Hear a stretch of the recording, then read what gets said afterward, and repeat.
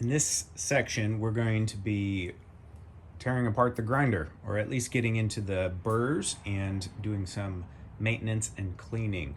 So here we have our CODY 2, and before you work on any of your machines, make sure that the power is off, unplugged.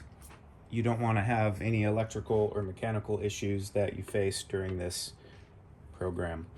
So on another video here on Instagram, I showed how I replaced the initial lug nuts with these nice knurled nuts, and that just makes for quick release.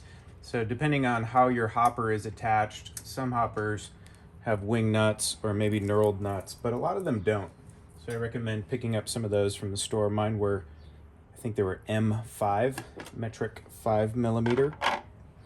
So here the Anfim, we have 3 screws that hold it on top. You can see those 3 positions that bolts are attached here. So inside here, this is a good area to clean. You can see that there's a little bit of oil and then some dust. And so just with your portafilter rag or a similar rag that only has coffee, you don't want a milk rag or a dirty cleaning rag, you can go ahead and clean this out. Another really nice trick for cleaning your hopper, some hoppers are much larger. This is only a ½ pound, 500 gram or 250 gram. It's a small hopper. You can use your steam wand on your espresso machine and you can spray the steam into the hot steam into this plastic, and then you can have a nice hot steam bath essentially for your hopper. It's great. Don't use soap or solvent on the hopper. Just go ahead and use your steam from the steam wand and you'll be really happy with the results. Dry, clean rag. So this is a good practice. Ideally, if you have a busy cafe or you're using dark roasted coffees, you can do this every day. And have your baristas put it on your cleaning maintenance schedule. You can lock off your coffees so that you can pick this up and then it's still full of coffee. You can dump this into the coffee espresso bag with a one-way air valve, and then you store your coffee overnight in the bag.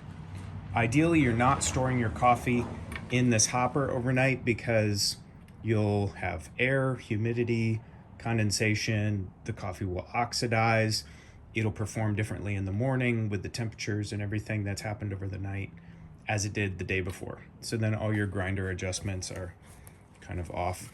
Anyway, that's a little bit on the hopper. So now, let's see, you can see some of the warning label there. That's nice. So this is our top burr. And this top plate, our top burr is connected here. We have 1, 2, 3 screws that connect it. You can see there are some coffee grounds in here. This hasn't been cleaned. Oh, it's been maybe 10 days. It's had some heavy use. I had a weekend event where I did espresso, and so this is due for a cleaning. I like to keep a brush around. I hang it here. On my particular grinder, I have to pull this key adjustment off so that I can unscrew this top plate. Most top plates on an espresso grinder will screw off, and so as you unscrew this, it's the same as going more coarse. Okay, so this is going more coarse, which is opening up that top plate.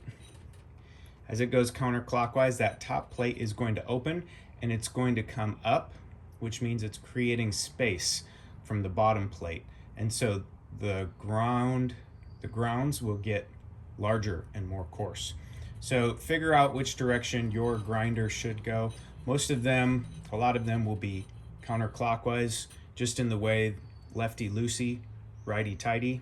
If you go right, it's gonna go down and it's gonna tighten and it's gonna become a more fine espresso grind. So let me pull this off and we'll pop back in with the next video and have a look down here at how to clean